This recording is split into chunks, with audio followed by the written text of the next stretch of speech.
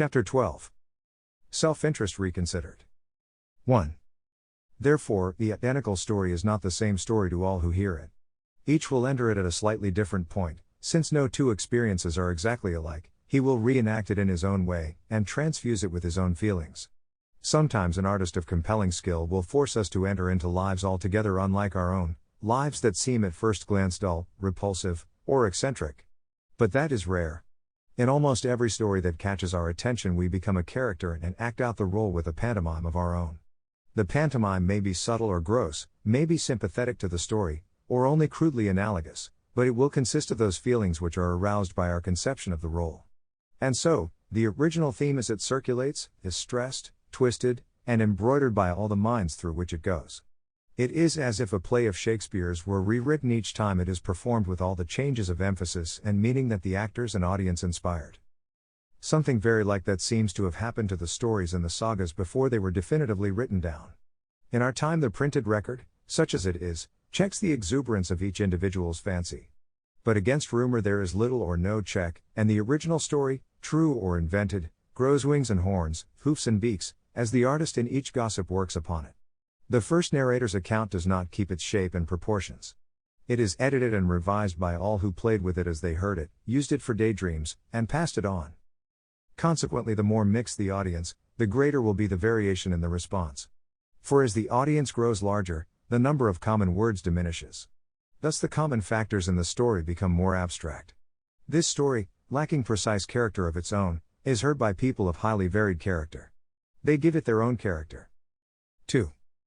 The character they give it varies not only with sex and age, race and religion and social position, but within these cruder classifications, according to the inherited and acquired constitution of the individual, his faculties, his career, the progress of his career, an emphasized aspect of his career, his moods and tenses, or his place on the board in any of the games of life that he is playing. What reaches him of public affairs, a few lines of print, some photographs, anecdotes, and some casual experience of his own, he conceives through his set patterns and recreates with his own emotions. He does not take his personal problems as partial samples of the greater environment. He takes his stories of the greater environment as a mimic enlargement of his private life. But not necessarily of that private life as he would describe it to himself. For in his private life the choices are narrow, and much of himself is squeezed down and out of sight where it cannot directly govern his outward behavior.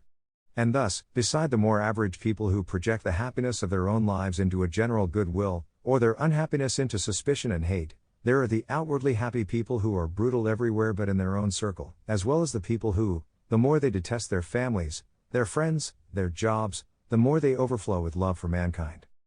As you descend from generalities to detail, it becomes more apparent that the character in which men deal with their affairs is not fixed. Possibly their different selves have a common stem and common qualities, but the branches and the twigs have many forms. Nobody confronts every situation with the same character.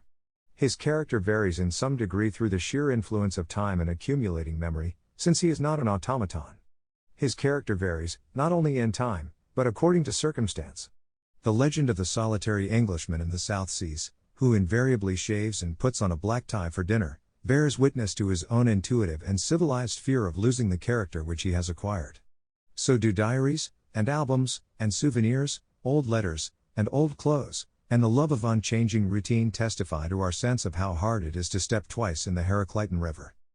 There is no oneself always at work. And therefore it is of great importance in the formation of any public opinion, what self is engaged. The Japanese ask the right to settle in California. Clearly it makes a whole lot of difference whether you conceive the demand as a desire to grow fruit or to marry the white man's daughter. If two nations are disputing a piece of territory, it matters greatly whether the people regard the negotiations as a real estate deal, an attempt to humiliate them, or, in the excited and provocative language which usually inclouds these arguments, as a rape. For the self which takes charge of the instincts when we are thinking about lemons or distant acres is very different from the self which appears when we are thinking even potentially as the outraged head of a family. In one case the private feeling which enters into the opinion is tepid, in the other, red hot. And so while it is so true as to be mere tautology that self-interest determines opinion, the statement is not illuminating, until we know which self out of many selects and directs the interest so conceived. Religious teaching and popular wisdom have always distinguished several personalities in each human being. They have been called the higher and lower, the spiritual and the material, the divine and the carnal, And although we may not wholly accept this classification, we cannot fail to observe that distinctions exist. Instead of two antithetic selves, a modern man would probably note a good many not so sharply separated. He would say that the distinction drawn by theologians was arbitrary and external, because many different selves were grouped together as higher provided they fitted into the theologians' categories, but he would recognize nevertheless that here was an authentic clue to the variety of human nature. We have learned to note many selves, and to be a little less ready to issue judgment upon them.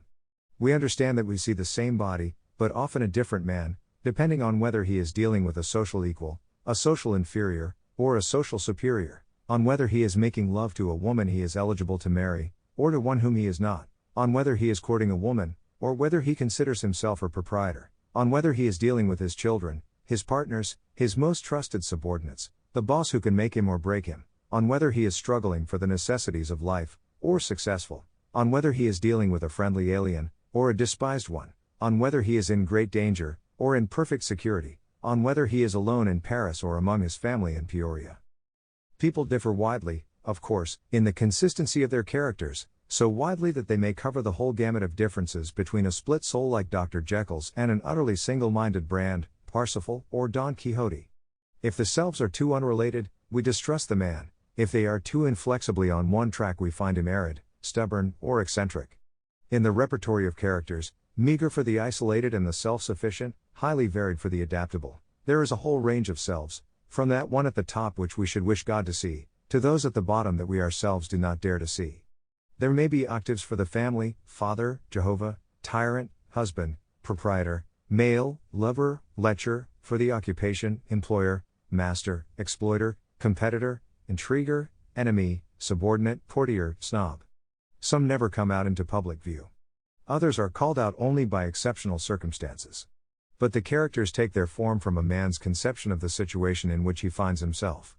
If the environment to which he is sensitive happens to be the smart set, he will imitate the character he conceives to be appropriate. That character will tend to act as modulator of his bearing, his speech, his choice of subjects, his preferences. Much of the comedy of life lies here, in the way people imagine their characters for situations that are strange to them: the professor among promoters, the deacon at a poker game, the cockney in the country, the paste diamond among real diamonds. 3. Into the making of a man's characters there enters a variety of influences not easily separated. The analysis in its fundamentals is perhaps still as doubtful as it was in the 5th century B.C., when Hippocrates formulated the doctrine of the humors, distinguished the sanguine, the melancholic, the choleric, and the phlegmatic dispositions, and ascribed them to the blood, the black bile, the yellow bile, and the phlegm. The latest theories, such as one finds them in Cannon, Adler, Kempf, appear to follow much the same scent, from the outward behavior and the inner consciousness to the physiology of the body. But in spite of an immensely improved technique, no one would be likely to claim that there are settled conclusions which enable us to set apart nature from nurture, and abstract the native character from the acquired. It is only in what Joseph Jastrow has called the slums of psychology that the explanation of character is regarded as a fixed system to be applied by phrenologists, palmists, fortune-tellers, mind-readers, and a few political professors.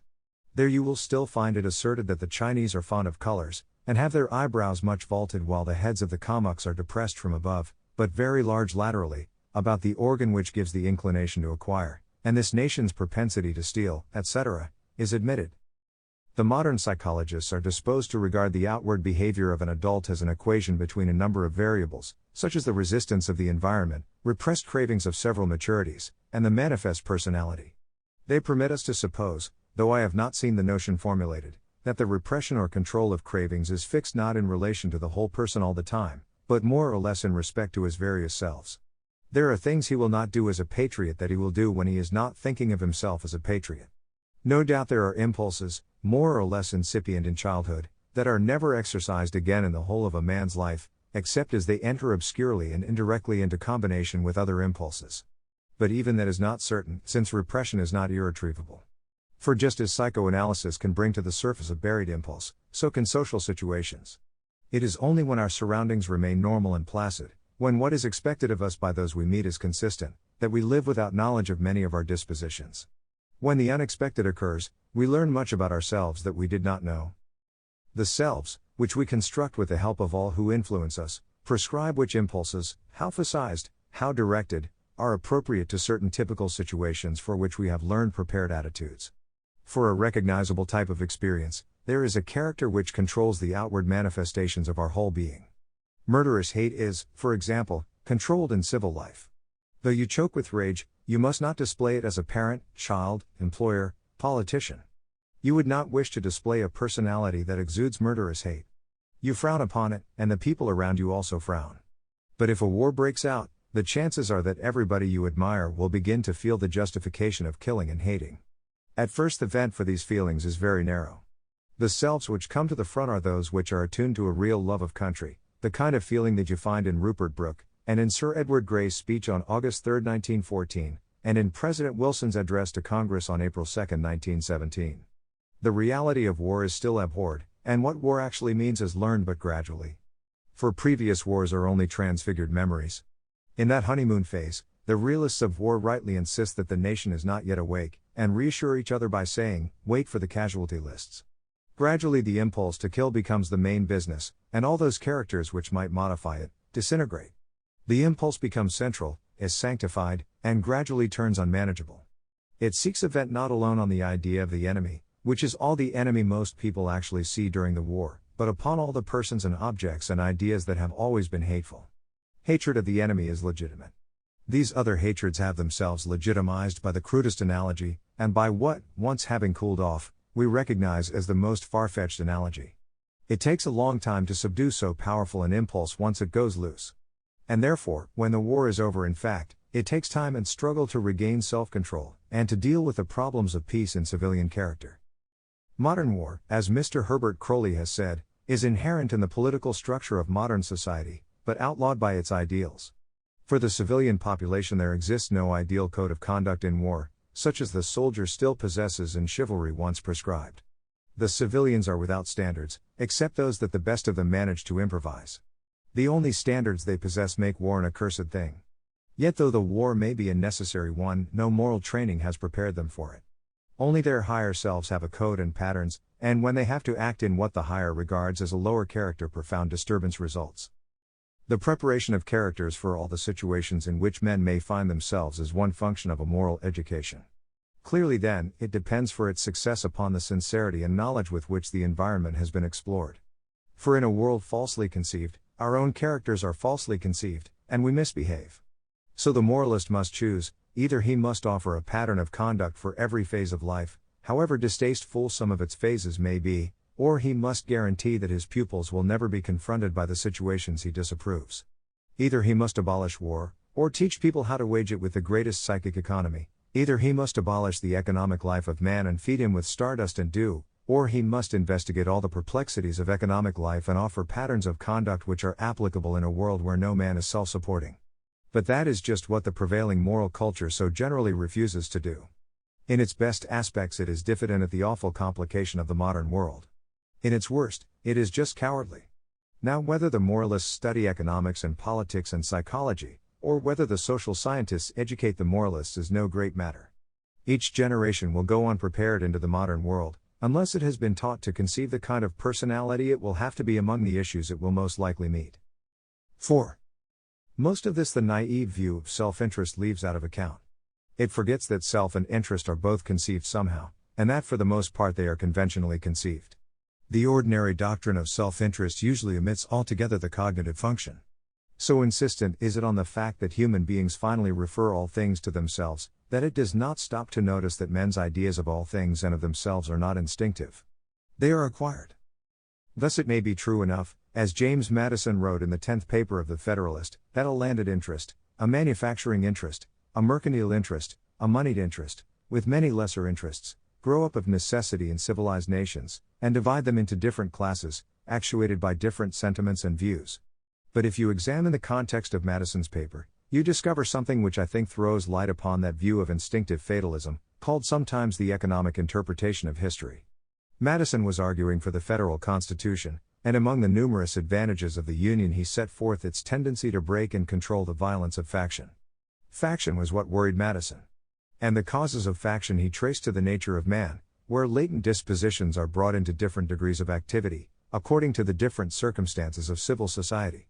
A zeal for different opinions concerning religion, concerning government and many other points, as well of speculation as of practice, an attachment to different leaders ambitiously contending for preeminence and power, or to persons of other descriptions whose fortunes have been interesting to the human passions, have, in turn, divided mankind into parties, inflamed them with mutual animosity, and rendered them much more disposed to vex and oppress each other, than to cooperate for their common good. So strong is this propensity of mankind to fall into mutual animosities, that where no substantial occasion presents itself, the most frivolous and fanciful distinctions have been sufficient to kindle their unfriendly passions and excite their most violent conflicts. But the most common and durable source of factions has been the various and unequal distribution of property.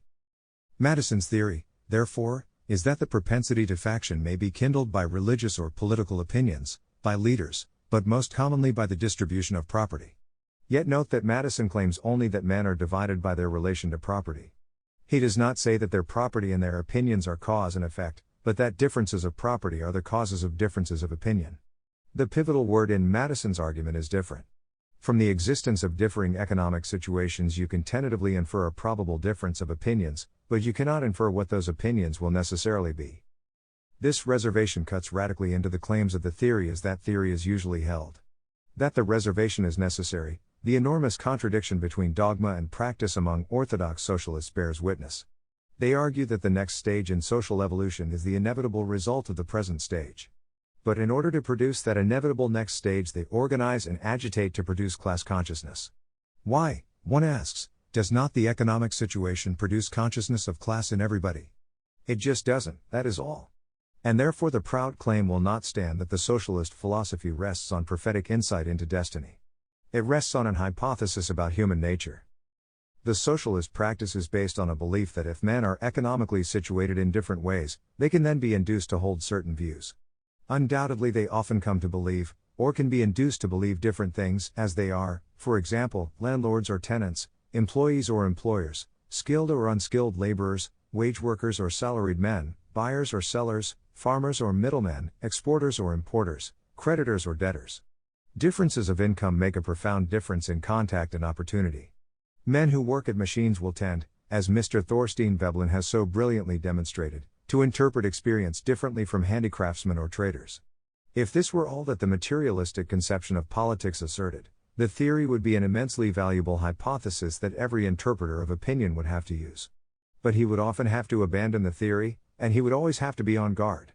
For in trying to explain a certain public opinion, it is rarely obvious which of a man's many social relations is affecting a particular opinion. Does Smith's opinion arise from his problems as a landlord, an importer, an owner of railway shares, or an employer?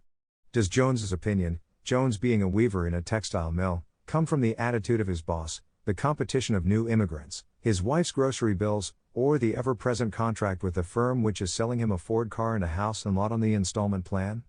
Without special inquiry you cannot tell. The economic determinist cannot tell.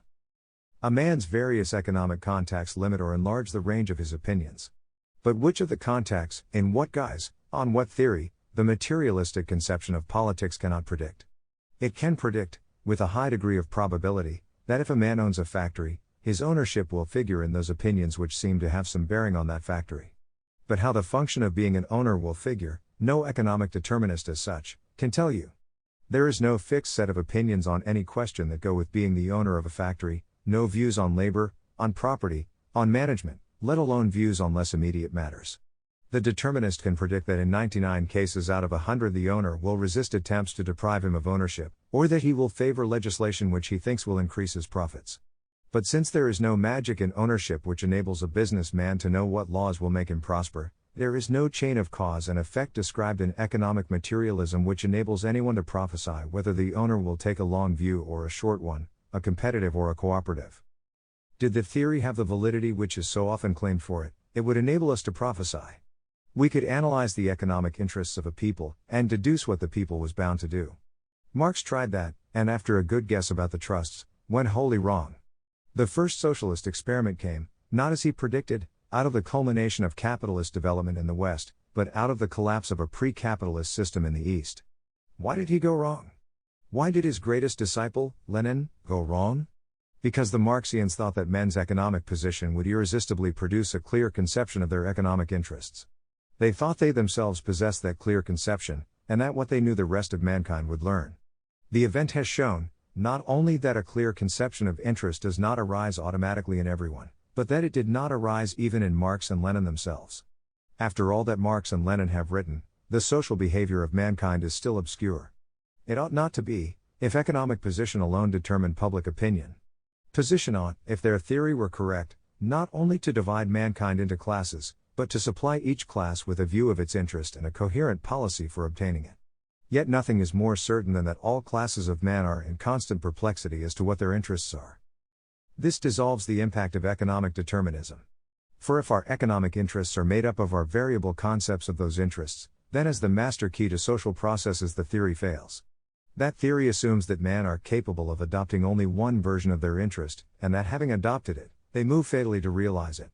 It assumes the existence of a specific class interest. That assumption is false.